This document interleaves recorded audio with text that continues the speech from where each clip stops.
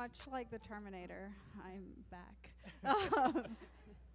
But thank you for being a part of this. Every time I talk about central bank digital currencies at a crypto conference, I feel like the least cool kid in a high school. So thank you for listening to us, and I have a great panel to talk to today. We at the Atlantic Council track central bank digital currencies in over 100 countries, which represent over 95% of the world's GDP. About a half of them are in the advanced stages of developing CBDCs, so they're going to have a lot of impact on the crypto sector. And there's a lot of unanswered questions about CBDCs. What is their design going to look like? How are they going to interact with sort of traditional financial structure as well as crypto? So we're here to answer some of these questions. And I'm excited to introduce Lesley Chavkin, who's the policy head at the Stellar Development Foundation. Josh Lipsky, Senior Director of the Geoeconomic Center at the Atlantic Council, and Jared Favole, who's the Head of Policy and Comms at, the Senior Director of Policy and Comms at Circle. I got it.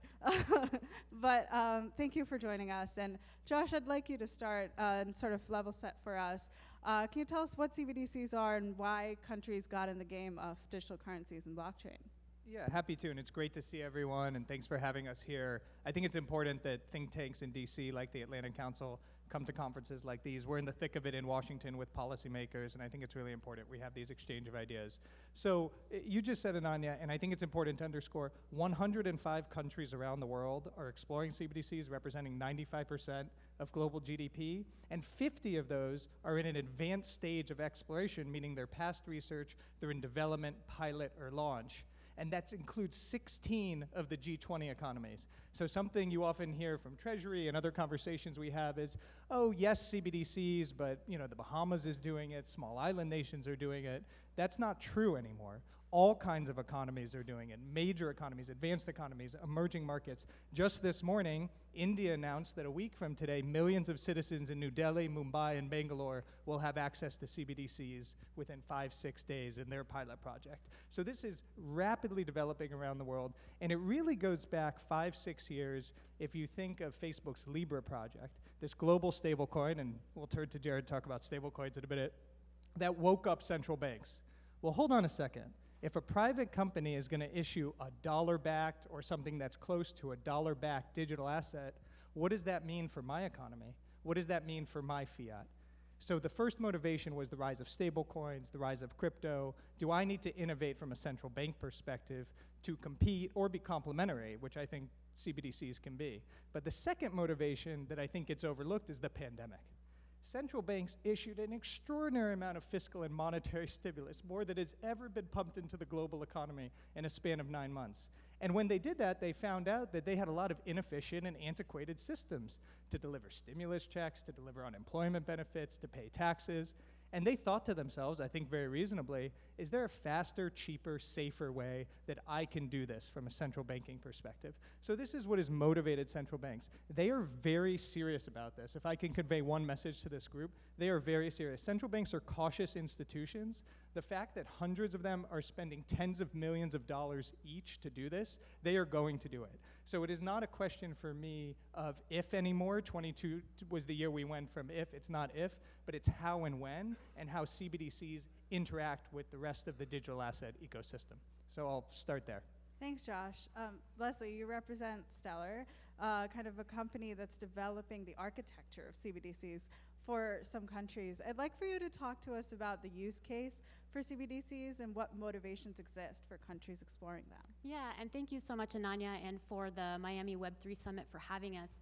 I think Josh did a great job laying out just how fast this is moving and how many countries really are genuinely looking at CBDC exploration, examination and issuance. So where we come from looking at this as Stellar Development Foundation, we're a layer one, we support the growth and development of the Stellar Network, which is a layer one blockchain.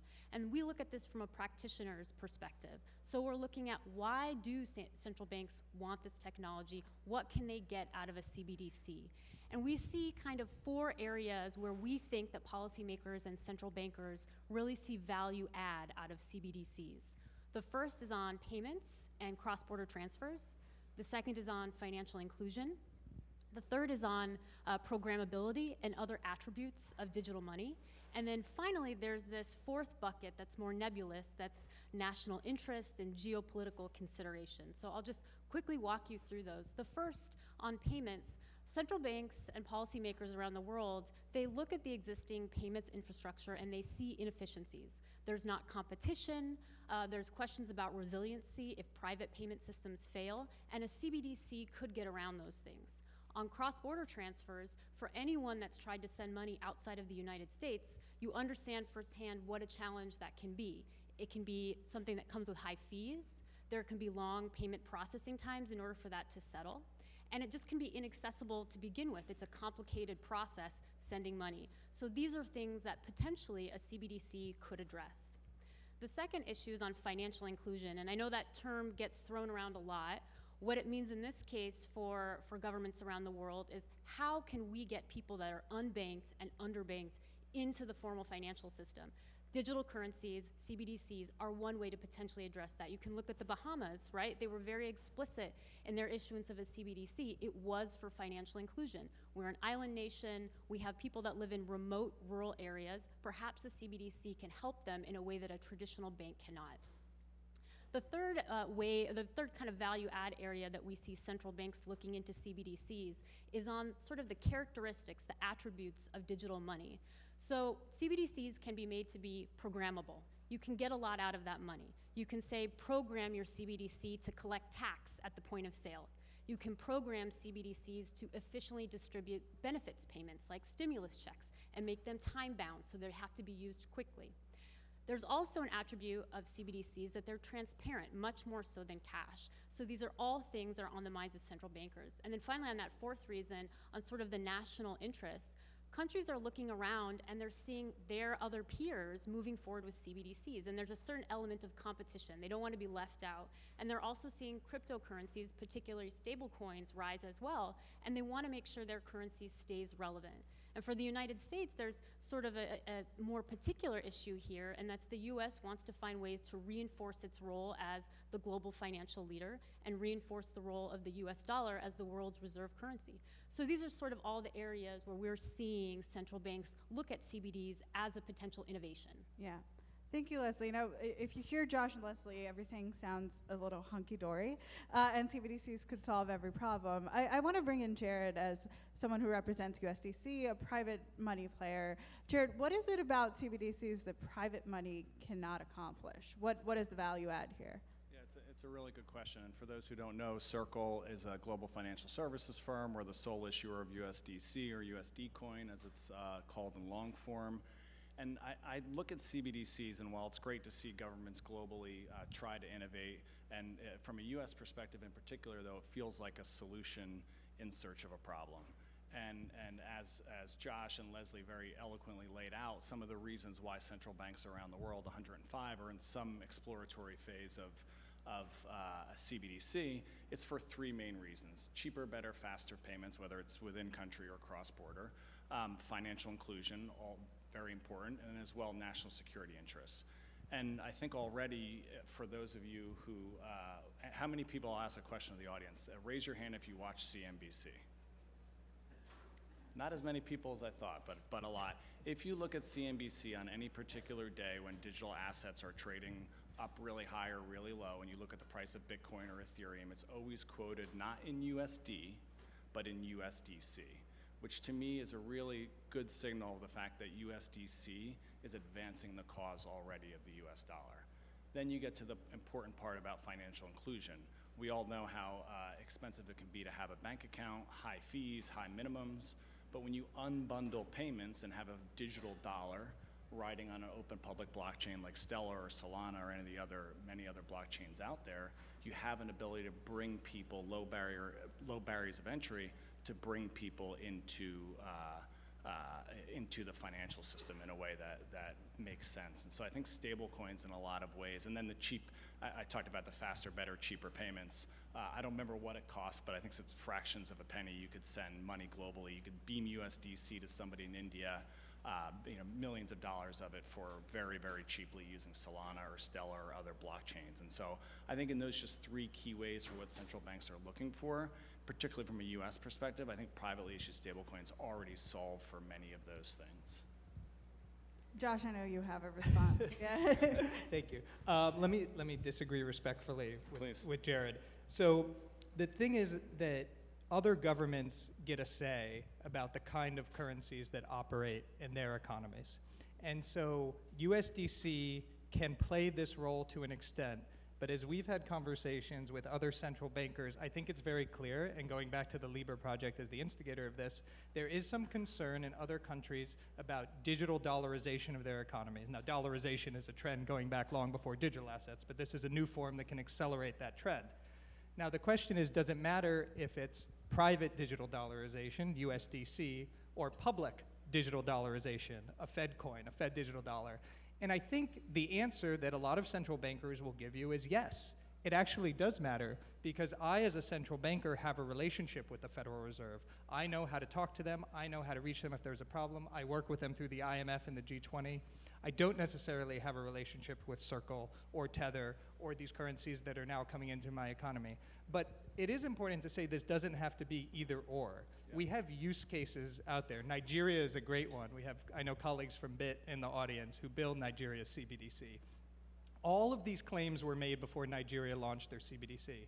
It's going to disintermediate the banking system. It's going to cause a crisis. None of those things have happened. First of all, of the 105 CBDCs we study, all of them are intermediated through the commercial banking system, even China's. I think that's a really important point to note. So this is not a direct consumer. You don't open up your phone and have a Fed app or an ECB app. It doesn't work like that. But what do we see in Nigeria? CBDCs are issued. Stablecoin usage goes up. Crypto usage goes up more broadly. Commercial banking liabilities go up. So what does that tell us? It tells us that a lot of the myths about CBDCs aren't necessarily playing out when they're implemented in an economy. Now, there's a lot we don't know. Yeah. Early days, CBDCs present risk. But I do think there's a role for CBDCs as a standard setter, as a stabilizer, and the Fed is the issuer of the world's reserve currency, as Lesley said, have a responsibility to innovate here and also to help other countries who are maybe further along than the Fed is in this process. And I think to your point about concerns globally about dollarization, I completely understand those concerns, but I think where there's some nuance is the fact that already 90% of the dollars, US dollars in circulation, are privately issued by banks because of the nature of fractional reserve banking and deposits and how that works. And so I think even in a world where you have US dollar stablecoins like USDC and others that are out there, central banks around the globe eventually will have, if they don't have relationships with Circle already, will have relationships with the Circles of the world. But I also don't think that privately issued stablecoins are restricted to US dollar stablecoins. We have a Euro-backed stablecoin or Euro stablecoin called Eurocoin. We get very inventive with our names, as you can tell. And you can have a proliferation of stablecoins that are backed directly by fiat, that import all of the monetary and fiscal values of a particular country. Yeah, I think the question here is about who the issuer is going to be and whose liability it's going to be. But because this is a panel on outlook, I do want to get into sort of future trends and challenges on CBDC. What do you, all of you, see as attributes that you would like in a CBDC, whether private or public? And sort of what are we looking out to in the next 5 years when it comes to a digital dollar or sort of a digital euro? I think from my perspective, when it comes to CBDC design, you really can design for things like privacy and access and security. Those are things you can design for. I know that Senator Lummis earlier had mentioned the concern about CBDCs and surveillance. I do think in robust functioning democracies, you can build a CBDC that mitigates those privacy concerns. But that's something you really do have to build in and make intentional, and I think that's why we see the Fed and other central banks around the world moving very slowly and taking a very measured approach, because they have to weigh so many different policy considerations when it comes to privacy versus transparency. Yeah, and I'm glad you brought up Senator Lummis, because she mentioned this is something we hear on the Hill a lot, China's CBDC, ECNY. We hear about this project all the time, and it's an important project. but it is one of 105 projects around the world. And if you go back to Vice Chair Brainerd's first testimony as Vice Chair of the Federal Reserve about 6 months ago when she was just confirmed, the first thing she testified to Congress about, and we're in this high inflation environment now, supply chains, global economy, was about CBDCs. I thought that was very interesting. And she mentioned the European Central Bank, the ECB, 10 times. She mentioned ECNY, China's digital currency, once. So I think that tells you something from the Federal Reserve perspective. They understand where competition comes from. It doesn't come from China's digital currency because all the limitations on China's economy and capital controls that limits the yuan as a currency limits its digital version. But the ECB rolling out a digital euro by next year is a big deal from Washington's perspective, from London's perspective, because that is one of the largest central banks in the world, representing 17 countries, issuing a retail CBDC, and they're going to have a pilot project in a year. So Ananya, to your question about what to look for, what I hope we look for is some international standard setting in this area between the Fed, the ECB, the Bank of England, the Bank of Japan, the big players saying, this is how you protect privacy in a CBDC. This is how you do cybersecurity in a CBDC. And this is how any country around the world that wants to build one can do one safely and smartly. And this is how a CBDC complements stablecoins, complements well-regulated crypto in a healthy digital asset ecosystem. That's the good place to get to. The bad place is that you have this bifurcation of 100 different models. They're not interoperable, patchwork regulatory framework, and you basically are causing more friction in the system instead of less. Either future is up in the air right now. Jared, last word. Yeah, absolutely. And I do think, to Josh's point, I do think coexistence, you hear that word a lot, and I do think we'll probably end up in a scenario, with 105 central banks, working on this in some way, shape, or form, that you're going to have privately issued stable coins alongside CBDCs, much like you have privately issued money today, riding alongside kind of federal government money. I think, obviously, the attributes of privacy are really important to your question, but I also think the rails are really important. And for this audience, that's not surprising, but the beauty of blockchains is that they're is that they have extremely low barrier to entries. There's no such thing as like sending money, cross-border email with a blockchain. It's all cross-borders all the time. And so I think the rails are really important. So I hope that those rails are highly considered in countries that are considering a CBDC. Go ahead, Lesley. Just one last point. I think there's a lot of debate right now in Washington about the need for a digital dollar. And one point I want to underscore from what Josh said is that even if policymakers and central bankers in the US say, hey, we don't have a use case for a CBDC right now in the United States, there really is some value in staying a part of the global conversation in research and development on CBDCs. Because as countries move forward over the next 5 to 10 years, it's going to be too late for the United States to get in at that point and say, hey, we want a role in setting global norms and standards around interoperability, around privacy. So I think being involved in the conversation, even if one is ultimately not issued, is going to be really smart from a foreign policy perspective. Thank you, panelists, and thank you for listening to us today. And thanks, Miamiweb3. I think that's it. Thanks. Thank you.